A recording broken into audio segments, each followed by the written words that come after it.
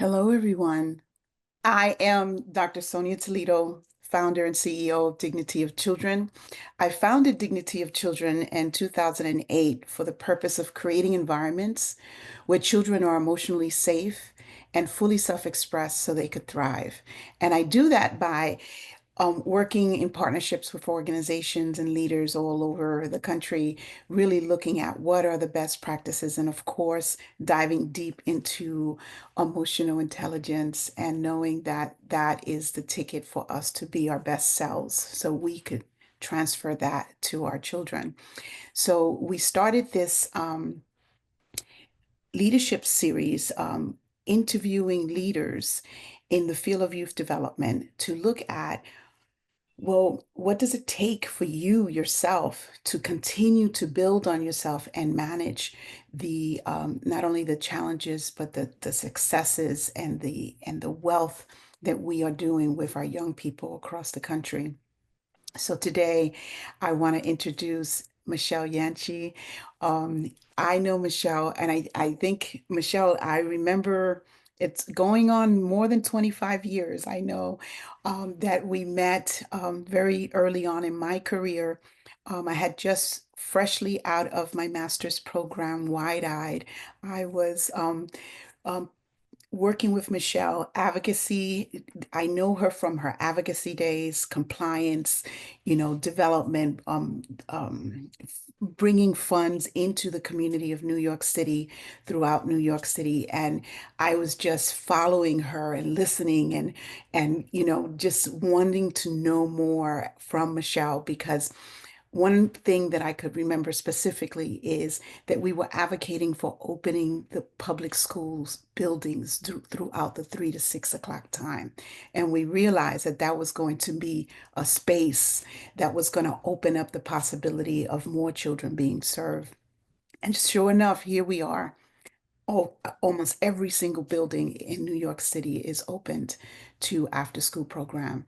And I'm very honored to be in Michelle's space right now. She's a CEO of Good Shepherd Services, an organization that focuses on youth development, education, and family services. And I have to say, again, your huge impact in New York City, over 30,000 people you serve on a yearly basis. And I am so proud to be in your presence, Michelle.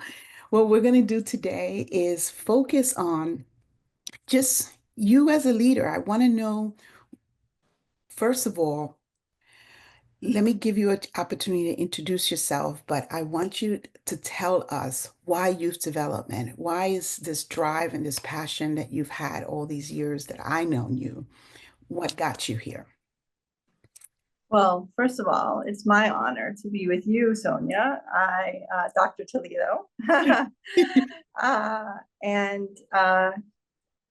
and everything that I've been a part of has been a team effort, and I have had the true pleasure to work alongside of you and so many other colleagues along the way in doing really impactful, life-changing work, uh, my own as well as so many other New Yorkers. And so I've learned so much from you and from everyone that we have been in this journey with for, I think it might be actually almost 30 years at this point. You mentioned Open the Schools for Real, which was one of the first advocacy campaigns that I was a part of with Neighborhood Family Services Coalition that was founded by Good Shepherd Services, as well as other organizations in New York City doing youth development work. And at the time of its beginning, it was something that seemed impossible.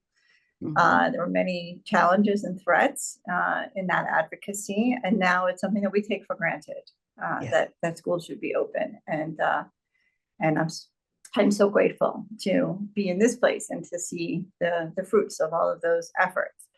Why youth development? I mean, honestly, I am a product of youth development myself. So that's really my origin story. And I grew up in a very low income community. And I had a very difficult and challenging childhood. And really, the youth program that I was a part of was saved my life and changed the course of my life. And I would not be sitting here if it were not for most of all the mentors and the people that were both my peers as well as the leaders of the program and other youth developers in the community, including the librarian in my high school, who really reached out and helped guide me and truly made an impact in my life that I'll be forever grateful. And really, from the time that I was in college, I knew that I wanted to devote my career to paying that forward. And so when I was at Fordham University in the Bronx, I volunteered at a program in the South Bronx called Unitas, Mhm. and I really found my place, and I learned a lot about myself, and I learned that I was maybe not the best youth counselor. Uh, I don't believe that. no, it's definitely true. But I also found it was a time, as always, a time of challenges in New York City for youth programs. This is the late 1980s. And I found myself gravitating uh, to the organizing work, to the helping to organize the community and rallies and going to City Hall to raise our voices. And so that's truly where I realized that was a place that I could make a contribution to support the work and the programs that I cared so much about. But then maybe it wasn't really my particular role to work directly with the young people. But that's how we learn, right? Because Exactly. you struggle, and it's You're like you. stealing my thunder here. That's the theme of the conversation, I think. Cool. So here you are. So I would say, being a leader in youth development, you really have to understand that this is your why. You're doing this. And very similar story from you. I also am here because of my, experience as a young child in, low income community. And I love going to the YMCA to play basketball because that was my, that's where I thrived in the courts. On the courts, I thrived. In school, no, not so much. But it was those mentors, my coach, that really told me that I needed to continue to do this work for others. So, so your journey in leadership, I know we all have some stories to tell. I'm curious to know, especially now that you're a CEO, you're managing quite an amazing organization that's been in service for many years in New York City and beyond, right? Um, tell us about your journey in leadership and maybe a challenge that you have encountered, many, I'm sure, um, that got you here. That when I'm saying got you here, that has you be the person that you are today. Yes, yeah. Well, boy, there are so many challenges to choose from. I guess I will start by saying I think for a long time I labored under the idea that we just had to get past the challenges, like to be able to do the work.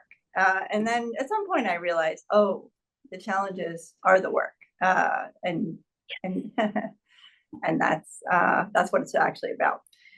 So I really can't talk about leadership. No, I can really get choked up here without really speaking to the community of leaders that I landed in as a young professional in this field, and really through I have to say, whether it was luck or fate, I really don't know. I very haphazardly found myself as a young a staff person supporting many of the most charismatic, amazing leaders in the field of youth development. I'm not going to name names because I will inevitably, I'm now in my late 50s. So the brain is not what it used to be. And I would never want to hurt anyone's feelings by leaving them out. But those who are still with us on the planet know who they are.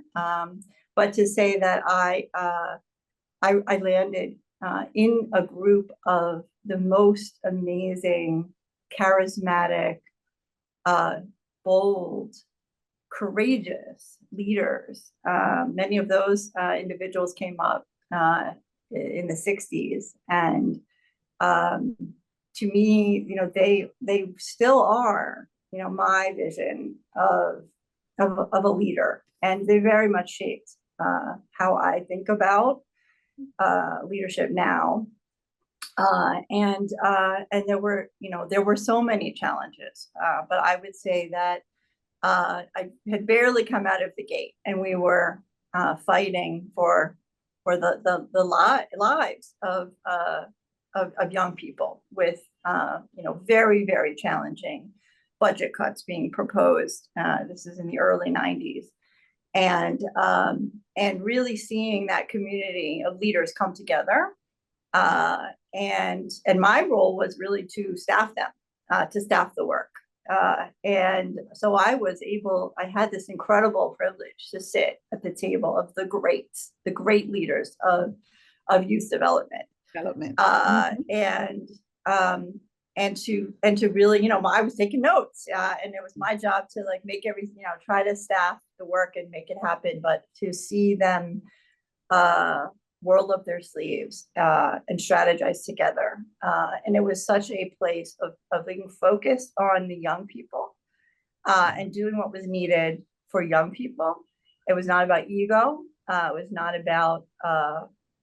not about let's find the easy win. It was about advocating for what is needed, no matter how difficult or impossible the task may be. And truly a feeling of okay, I'll do this, you do that. And it was really all hands on deck.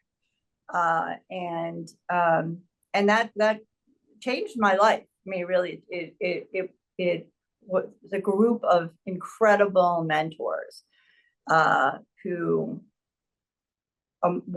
really built the field of youth development in New York City. And I had a ringside seat, to staff them and to watch them and to learn from them. And I do, the one name I will mention is my own supervisor at the time, who was the person who hired me when, really there was nothing on my resume that suggested that was a good idea. Jean Thomases, who was the associate executive director at the time of Good Shepherd Services and led the community-based work for Good Shepherd Services, and truly taught me, how to be a leader and to be a leader who builds other leaders. Yes, yes, that's powerful. And here you are, basically doing the same. Trying. Yes, yes, and so could you share with us a specific area on your personal growth? And I know you mentioned earlier that you recognize that our work is going through the challenges, right? And that is so powerful because sometimes we're so stuck on the challenge that we don't realize that the work is, let's find what we need to find within ourselves to figure out this challenge, because it's going to make us greater, smarter, more powerful on the other side. So I'm curious to get a little bit more depth in one of your experiences, challenges that you have encountered to make. So this is, I'm going to choose what was really a personal challenge because I feel like it was a real pivotal kind of inflection point for me in my own leadership journey. So for the first, chapter of my career, my work was really entirely advocacy. And it just so happens, I think that career really lended itself to my some of my, who I am as a person. When it comes to being, they say that when you're under threat, there's the Mhm. fight, flight, freeze response. Yes. For me, it was always fight. That is my natural response. And I've always been an extrovert. And so those are things that really lend themselves very well to Yes. advocacy. And it is very much about, developing a strategy and executing it to make change, to push a change that you're advocating for. And so up until I would say probably about 15 years ago, my own suit, like as I had the opportunity to be a supervisor myself and have a team to lead, I was also supervising and leading advocates. That was the work, Yes. people who were doing the same job that was my expertise. About 15 years ago was when I had first had the opportunity to lead a bigger team. And to specifically lead a team of individuals who were doing work that I had never done and that I never probably would do. And it wasn't just about advocacy. Now, individuals doing, related but different work, government contract management and development and risk management. And those were the things that I didn't have personal professional experience with. And so one of the things that I will always remember that Jean would say to me as my supervisor, and it took me a long time to kind of finally realize what she was talking about, was that one of the biggest challenges as a leader is to accept and really embrace that you don't know what you don't know. But you don't know. And of course, that's also one of the challenges of youth, right? Is that, as young people, we are sure that we have it all figured out, right? So anyway, this was the first time that I was also really, I particularly struggling as a leader.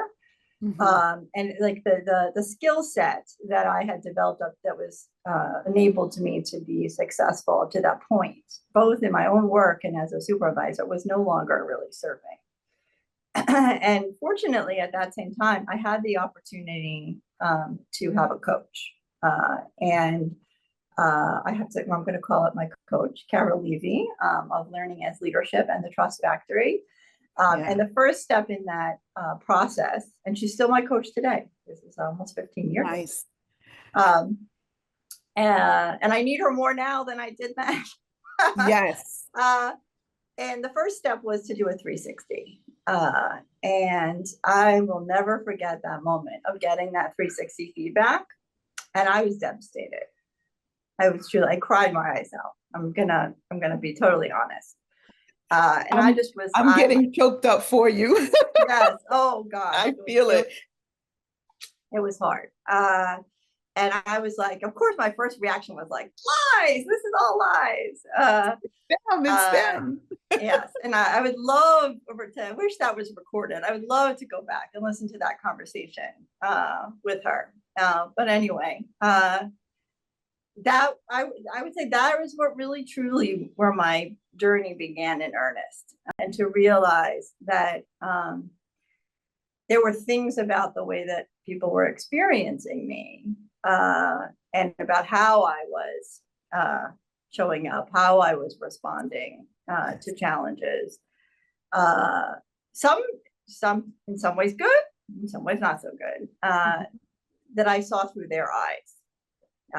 And once I got past through with Carol's help, the denial of it, and started to really see that I had something to learn from them, was when my real learning journey began. And I very much credit the work that I've done together with Carol about really learning how,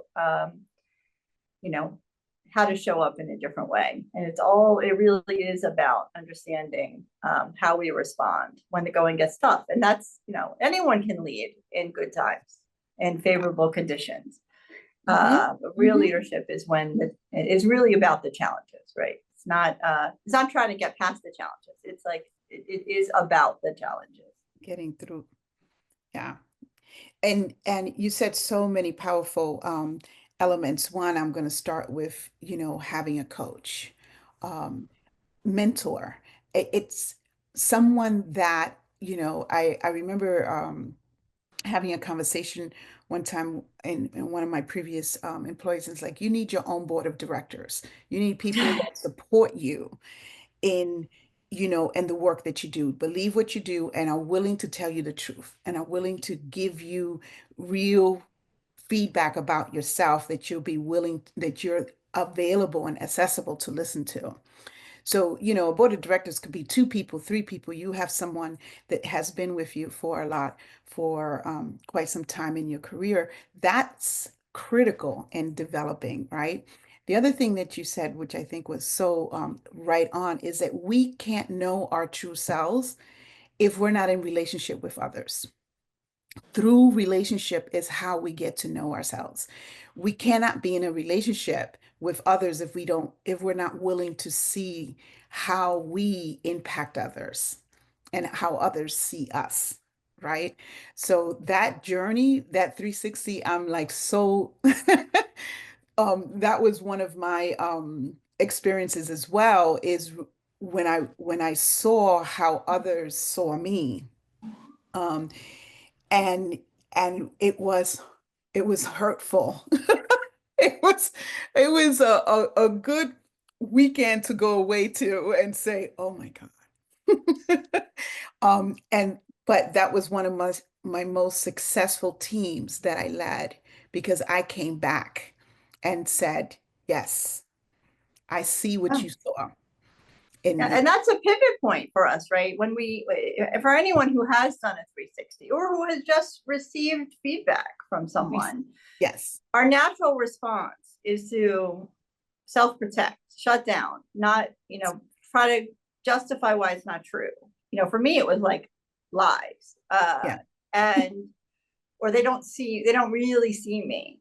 Hmm. Hmm. When the truth is really like, I didn't really see me. Mm. And uh, that's a make or break moment, right? You either get past that and see the truth that's being given to you as a gift, Yes. or you stay in the place of denial, of saying that that's, not, there's no value in that perspective. I will say, 5 years ago I had to pack up my office and move it, and I found that feedback now almost 10 years It old, was in at reading that and time, writing. and I reread it, and I read, I was really reading it truly with new eyes, and I was reading it, and I said, oh, this was all the truth. Yes. This is all the truth. Yes. Yes. That's really powerful. And, and knowing, if we could like specify what were some of the growth for you in knowing that truth back then and then seeing it now, like where did you see your growth? It, it's what I would say is like the affirming part of that feedback that I have held on to was that people appreciated, my willingness to fight for what needed to happen. Mm-hmm. To not be afraid of the bold advocacy, Yeah. and not to just look for the easy win, but to really, push for, what was really needed in any situation, large or small. And that, as I said, I really credit that to the leaders that shaped me, from watching them. But what, for anyone who I think is like me, that in that moment of threat, and, threats can, we experience things as threats that really truly don't threaten our own well-being. Sometimes it can be, a challenge. It could be a budget cut, or it could be, a situation happening in the external environment that we feel, helpless to be able to control. But for anyone who's like me, where your response is to fight, Mm-hmm. um, the real challenge, and the challenge for me, was to learn how to manage that. Was to, resist, and that's is what I really credit my coach with, is to identify in the moment when that is happening, Hmm. and to find ways to circumvent that response, because we're Hmm. never responding from our place of strength when we are responding in that immediate threat response, which for me was fight. And so for me, it was things like learning how to like literally push myself back from the table, Hmm. uh, to pause and breathe, and to train myself to learn in that moment. And I was also trained as an advocate. So remember, Yeah. my Advocacy is, training was, to say what to do, right? yeah. And so I had to really, and look, and this is a lifelong struggle. We don't ever arrive. You have to really give yourself permission to be a learner.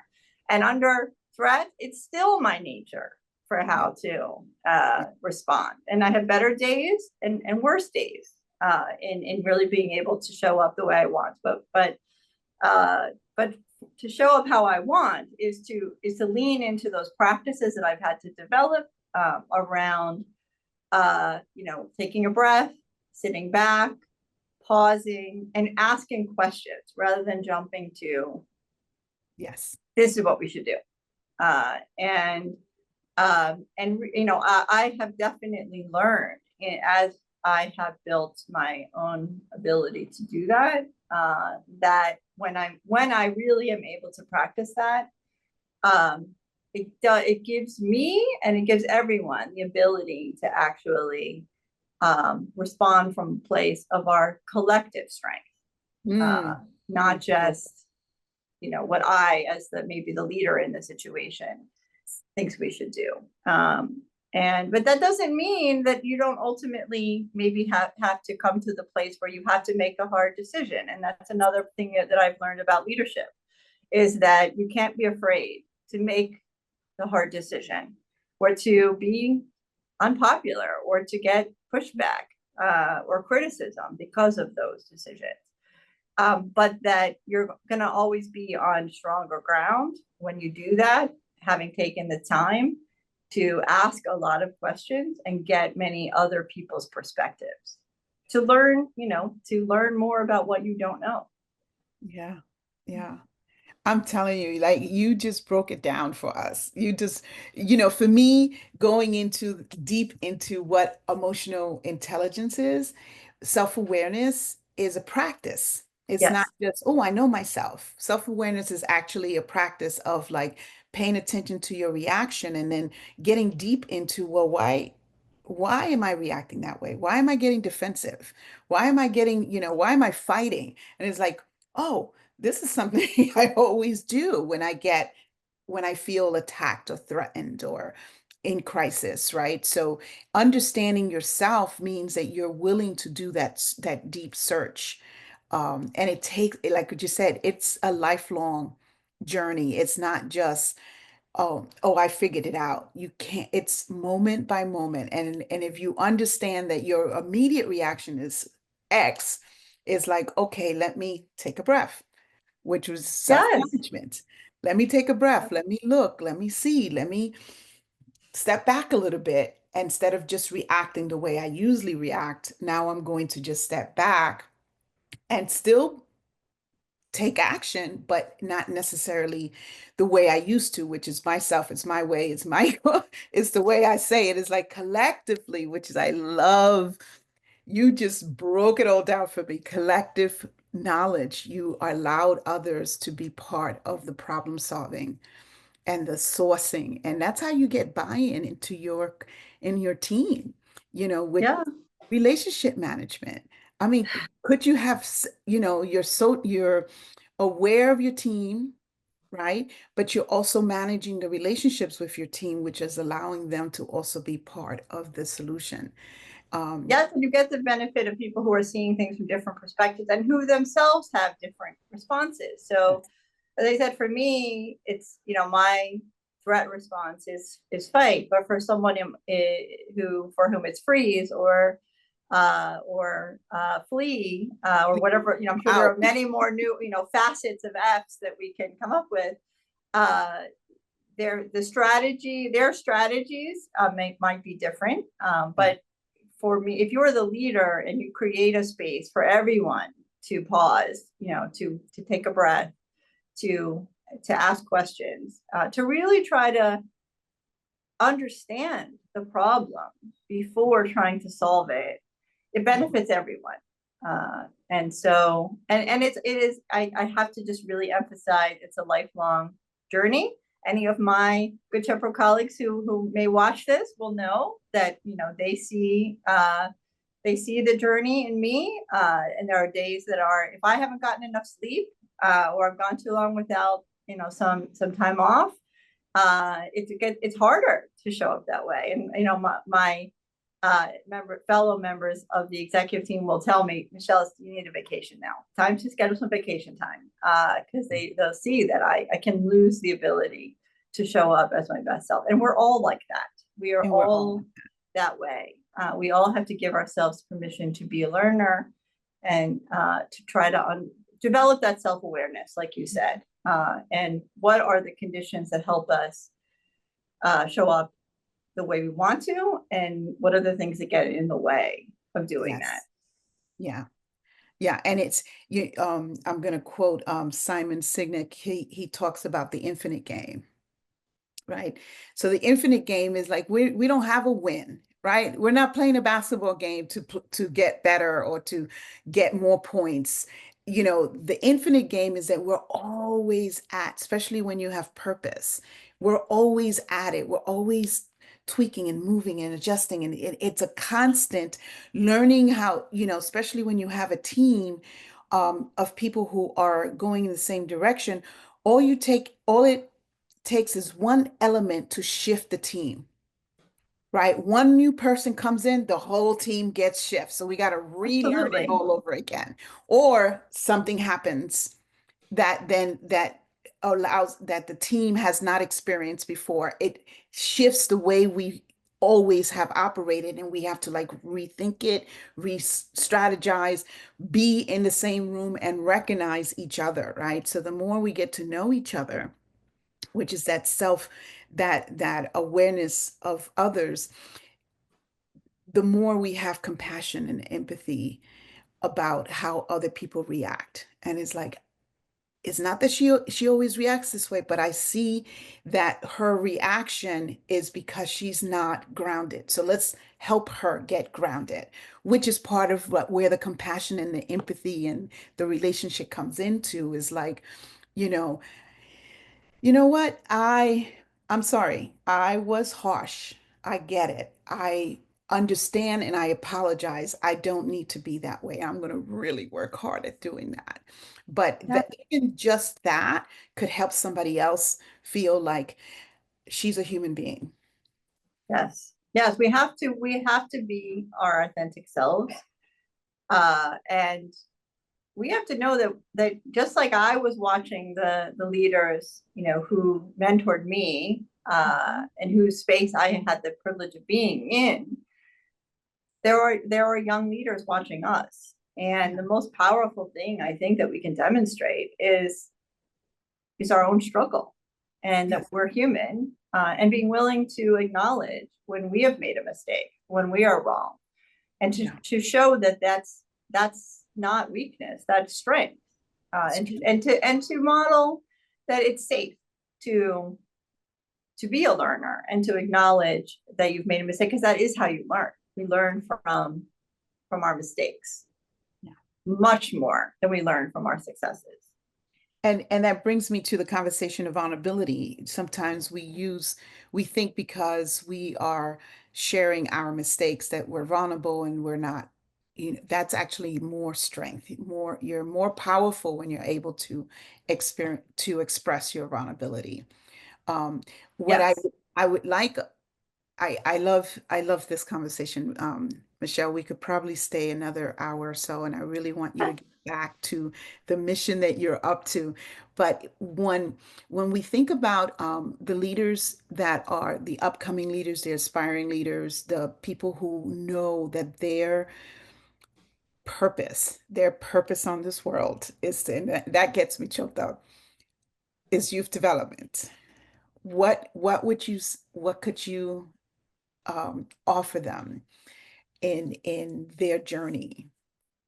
Oh, so many things, so many things. First of all, to say we need you. You know, we need the next generation of leaders because everything is a chapter. You know, this is a chapter, then it will usher in a new chapter, and we will need new leaders for the next chapter. And and so the young people of today, you know, are we need them to be, step forward as leaders of the field for the next for what's to come next. But in the meantime, to learn, you know, to really give yourself permission to be a learner, because leading is it is about navigating complexity and difficulty. As I said, that was one of my aha moments of realizing, oh, this is not, it's not, we get, you know, get through the challenge so that we can lead. It's that leadership is about facing the challenges. And I know I'd also say to be bold, you know, to be bold and courageous, because when you become a leader in the field of youth development or in any field, you are leading on behalf of those who are counting on you. You know, you have a voice for individuals that maybe don't have a voice at the table that you sit. Yes. Um, and you know, I really will be forever grateful that I learned from leaders who were bold and courageous and who looked for a way to give voice to what was truly needed, even if it felt like an impossible dream, because young people deserve the impossible to be made possible. And Mm, that happens through leadership. yeah. And if you're at a table where that's not what the conversation is, make your own table. Yeah. Others will follow you. Hmm. Hmm. And that boldness sometimes means shaking it up a little bit. Absolutely. You can't be afraid of You can't, conflict. yeah, yeah. Sometimes, especially when you feel the energy, that what comes up for me is the culture, right? So if you feel that the culture is not supporting us and moving forward, is really speaking about saying that, like we call it the elephant in the room, what's really stopping us from moving forward as a team? Let's Yeah. talk about that, or talk about like what's really in the way in our that we have blinders on that is not getting us to the true um, results that we're looking for. Um, Culture is so powerful, um, and Yes. and you brought that up as you're speaking is like, yeah, it means that we may shake things up a little bit. I feel that we have a responsibility to do that. Uh, if the culture or whatever it is not serving the most vulnerable among us. Yes. And so I would say that if there's anything I learned from the leaders that mentored me, it was truly about holding yourself accountable to the most vulnerable in the community and to advocate for what serves the most vulnerable in the community, even if it's not what's in your own self-interest, even if it's difficult, even if it will cost you or bring criticism. Yeah. And I saw them do that, and I saw the amazing things that they accomplished Gosh. for young people by leading with that boldness and courage and accountability to the young people, Yeah. not to each other, but to the young people who were counting on them to be their voice. Mhm. There's many leaders that are responsible, and this work is you're responsible for site, and you're responsible for, let's say, 100 kids, 10 staff. working with the principal, working with the custodian, working with the DOH, working with your funder. They're all coming in at the same time and they're all asking of you certain things. Um, I promote, they are the leader of building that culture for that program.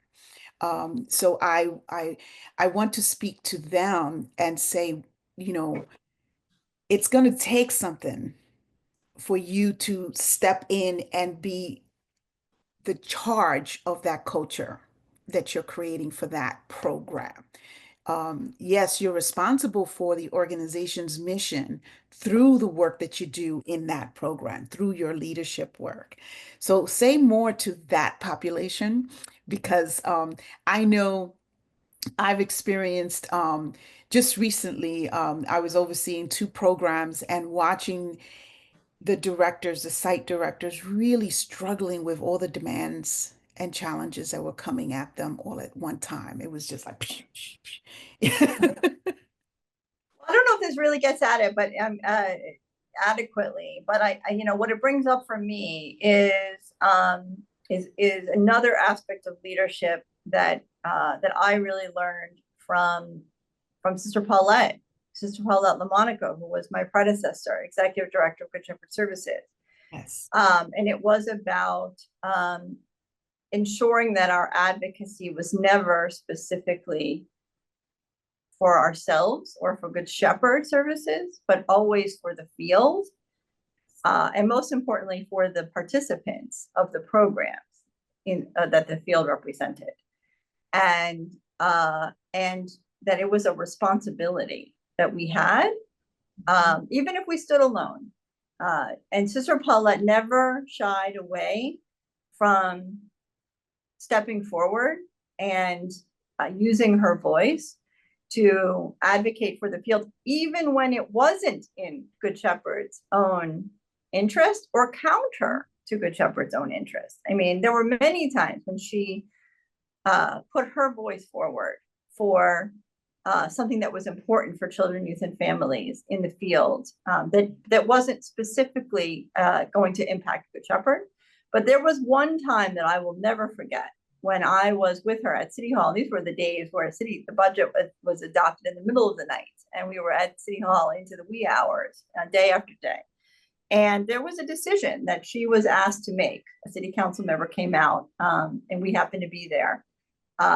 Actually, I was there, and I called her. It was probably 2 o'clock in the morning. She got right in a taxi and came to City Hall. And she was asked to help make a decision about something that that only one of two budget cuts could be restored. And the person who was leading that effort in the city council was struggling about making that decision because both things were important. Yeah. And Sister Paulette and one other colleague who had come, they deliberated. And for the other person, both of the cuts would impact their organization. But for Good Shepherd, only one of the two would impact our specific funding. Right. But the two of them together decided that advocating and asking to save the